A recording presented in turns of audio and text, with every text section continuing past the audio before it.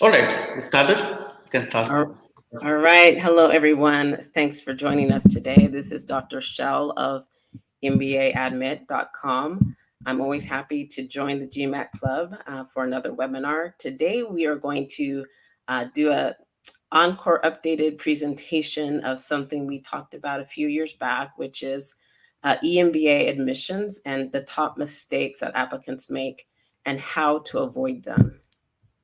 At the end of this session, I'm happy to take some questions and answers. So if you have any questions, feel free to send those across. Before we get started, I want to just tell you a little bit about our company. We have been offering advising for over 3 decades. I personally have been doing admissions advising for over 33 years.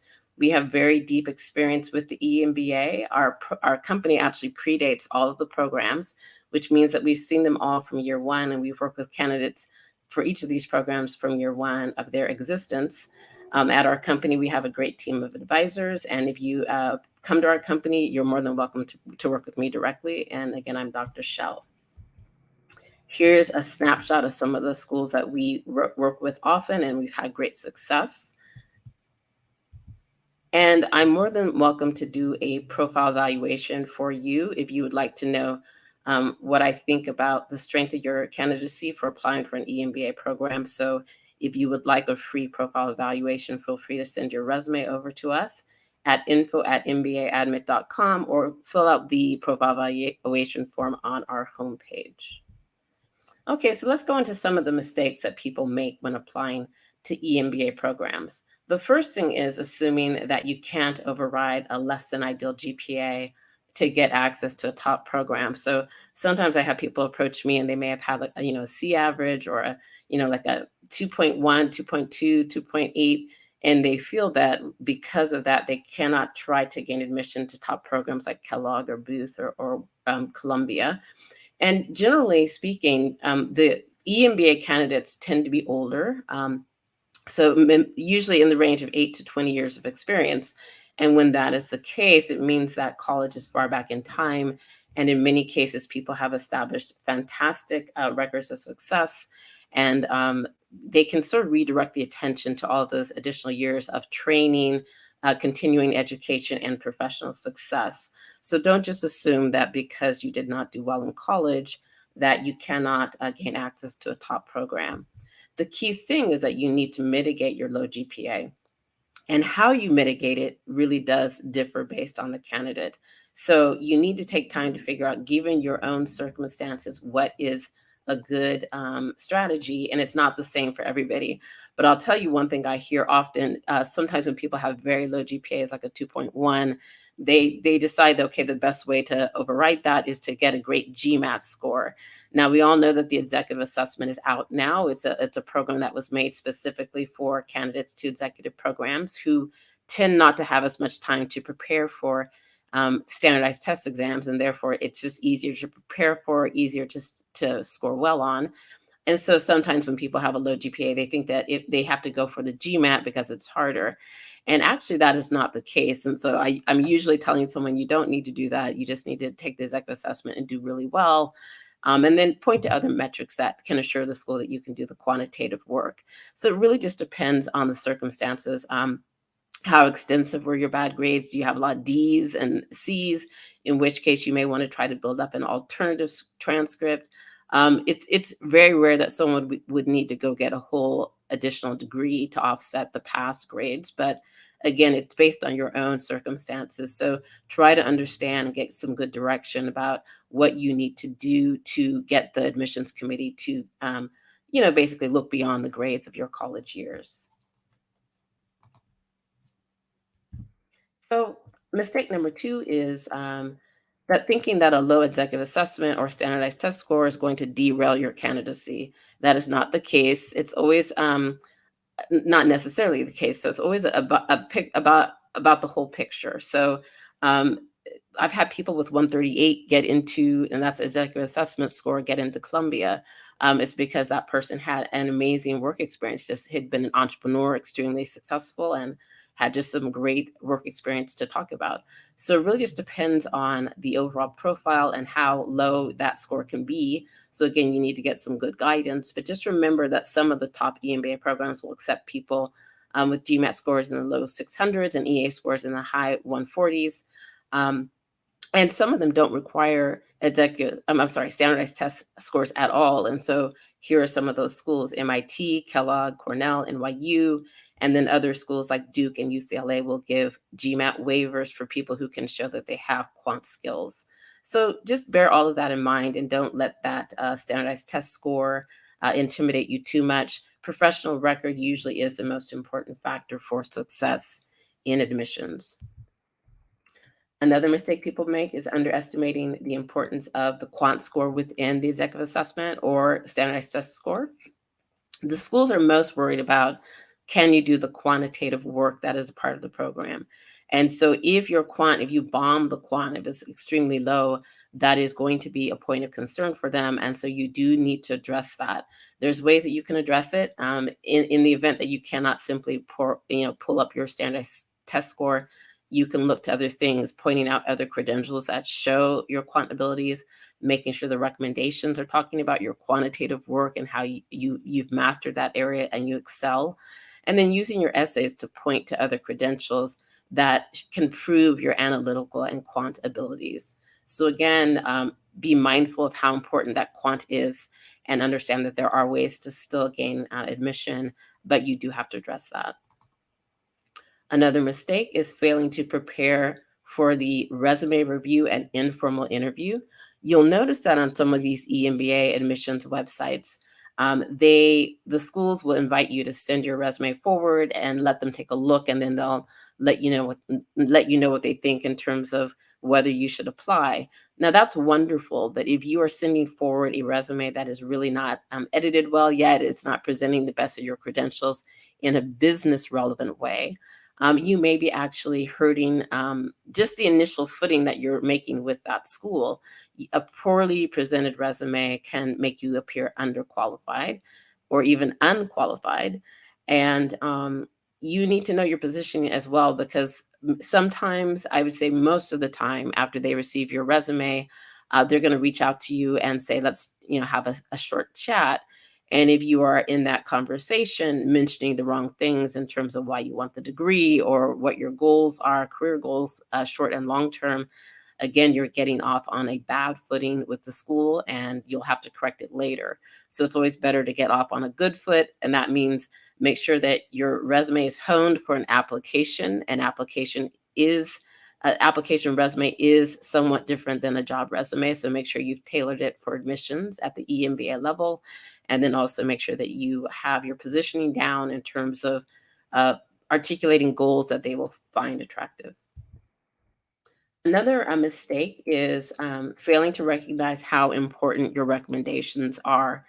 Now, especially for candidates who are from very competitive profiles, so engineers, consultants, bankers, where they get a lot of applicants, the recommendations are very important. And so you need to take time to think about who is going to present a recommendation that will be enthusiastic and supporting your candidacy and tell great stories about the quality of your experiences. And so just remember, the recommendations should emphasize the enthusiasm your employer has for you and the idea that you'll go to an EMBA program.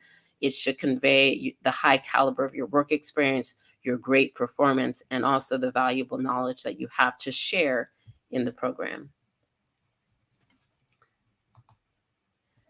Another mistake: underutilizing the key application components to demonstrate the quality and breadth of your work experience. Now, this is very important, especially for a candidate that's younger who wants to get into an EMBA program, because just because you've only had 5 years of work experience doesn't mean that you don't have the right quality of experience, but you need to showcase that in the essays, the recommendations, and the resume. The same holds true for an engineer. You want to be able to speak about your experiences in business relevant ways. Non-traditional candidates, the same thing. So just remember, these are like important opportunities, the essays, the recommendations, to really convey all this information that the school is going to want to hear in order to get to a yes. And so just always remember professional success is usually the most important factor. So you want to just spell out in easy ways to digest like exactly what experience you have, the skills you have, the valuable knowledge you have to share. The essays and recommendations, you should think about them as a marketing package. You're trying to convey, in business relevant ways, all you have to give. And then again, the resume gives a snapshot of your qualifications. So just make sure that it does a great job in underscoring your leadership, your managerial roles, and in other business relevant things such as team leadership. Another mistake that people make is undergoing the formal interview too early. So before I spoke about the informal interview, that's when you send your resume in and they reach out to you for a phone call of about 15 minutes typically. But then later in the process, there's going to be a formal interview. So it's going to be the only interview you're going to have prior to them making a decision. And you just want to make sure that you're prepared for that. So some places like Wharton EMBA will ask you to interview before the deadline. And in many cases, that's going to be before you submitted your application. There's nothing wrong with that, but you do need to know your positioning. You need to have thought through why Wharton, why is it the right school for you? What do you have to give? Articulate your goals well. A lot of times you're flushing through those ideas as you're writing essay number 1 for Wharton. And so you just need to make sure that you've gone through that process before the interview happens. You also want to rehearse your responses to typically asked questions. And so, get a hold of frequently asked questions in these EMBA type of admissions interviews and think through what you might say so that you go in and can have a great interview.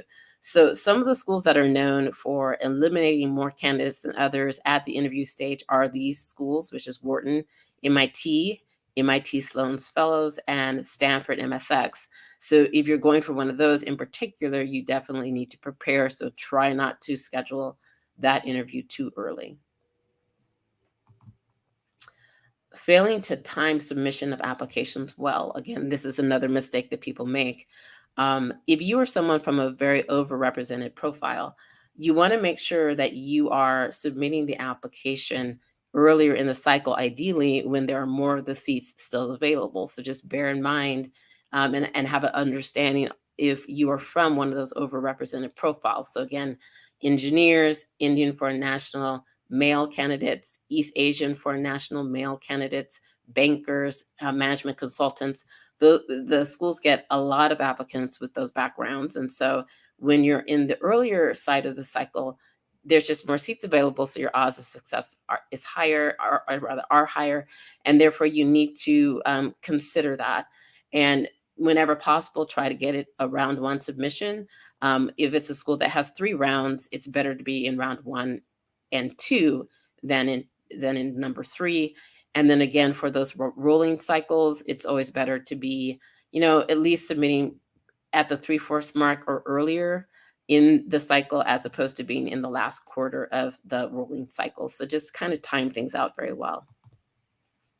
Another mistake, assuming you're too young or too old, too senior, or not senior enough. And so you should know the trends for each of these schools. Some of them do skew lower and younger, and rather younger. And then some of them do prefer older candidates. So understand which ones have certain preferences. That doesn't mean you don't apply. You're just mindful of it. And especially if a school prefers an older candidate and you're younger, then you just need to work harder to convey the breadth and quality of your work experience in the essays and in the recommendations. So be mindful of it. So you should understand how that will impact your odds of success, and then adapt your strategy for the school based on that. But in general, I do have to say, I really haven't found a cap in terms of someone being too old. We get people in their late 50s still applying for these programs. And in terms of being too young, some schools do have a minimum age requirement of 8 years, in which case you just would not be able to apply if you don't have those 8 years. But we've been able to, help 25-year-olds get into EMBA programs, depending on the quality of their work experience, and then targeting schools that are more open to younger candidates like Kellogg and Columbia and Cornell. Mistake number 10 is underestimating the significance of a school's preference for certain profiles. these schools in particular they have a very strong preference. So MIT EMBA, MIT Sloan Fellows, Stanford MSX, and Wharton. To quickly let you know what those are, MIT EMBA does prefer a very senior candidate, someone who's very seasoned professional. It doesn't mean that a younger candidate cannot get through, but you do have to work harder to get through. MIT Sloan Fellows is a very international program. And so if your work doesn't have a strong international element to it, or if you're not a foreign national candidate, you may find it a little bit harder to get into that program. Stanford MSX wants to know that the person who is applying has had a great impact through their career already. And some people, even though they've been very successful, can't really show that impact. So you have to think through well how you're going to write that application to have it be successful. And again, Wharton, it just has a high bar across the board, and they are very picky, I find, with Indian foreign national men in technology, because they get so many applicants that you really have to distinguish yourself, make yourself appear very unique in order to make it through that process. So just be mindful of what their preferences are, and then try to adapt your strategy in light of that.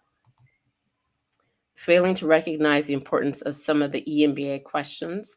Some of these schools, again, the ones that tend to be more picky and have a specific profile in mind, are going to have essays that reflect that. They're basically weeder essay questions, and they're questions that if you do not answer them well, you're not going to do very well in the admissions process. So some examples for this year's questions, the ones that are just out, 2021-22, MIT EMBA number 3, they ask you to talk about an idea that you've introduced that really impacted your company. A lot of people can't answer that well if they're not senior enough. Stanford MSX has some questions that they call impact questions. They want to hear about 3 examples when you've had an impact. And so again, some people aren't able to answer that well, and that it might be signaling that you're not a very strong candidate for Stanford, given what they're looking for. And then Wharton this year is asking a question number 2 about diversity and inclusion. And I think just about anyone can answer that well, but you're going to have to give a really good nuanced answer to really stand out.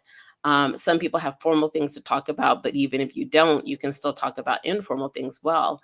But you do want to address that very well, because it's number 2. There's 750 words, and the essay number 2 does tend to be one that Stanford puts a highlight on. So in addition to number 1, those 2 essays will have a very big impact on your outcomes. So think through well what you have to say about diversity and inclusion. So feel free to reach out to us, to contact us if you'd like to know what we're thinking in terms of, how you can fare in EMBA admissions, and try to avoid some of the mistakes that some people have made in the past that means that they may not have accessed the school that they wanted to. You're free to reach out to us here. And right now, I'm happy to take some questions. So I'm going to stop sharing my screen so I can take a look at the questions that have come through.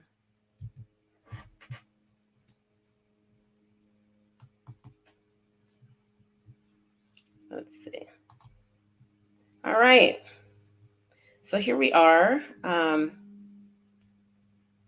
me take a look at some of the questions that have come through.